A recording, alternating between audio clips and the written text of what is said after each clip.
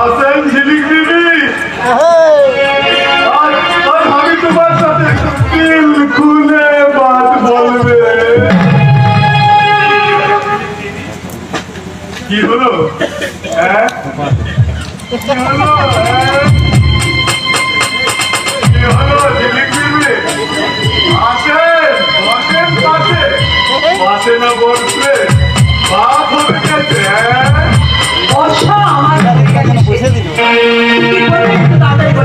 ওসব বোঝার ক্ষমতা আপনার নেই। আমি সমঝে গেছি, ও সারা বুদ্ধারের সামনে তুই ট্রিক্স করে নিলি।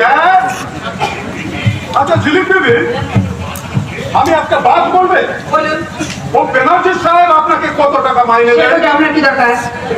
আমি বলছিলাম কি কলকাতায় আমার একটা বড় হোটেলের বিজনেস আছে, तुम चाहो तो वहां पर आ जाओ, আমি তোমাকে परमानेंट করে দেব, খানা भी দেবো, बस सांझ सवेरे तुम हमारे होटल के लिए कुछ नाच गाना করবে, আর রাতে তোমার সাথে कुछ मौज মারাবে।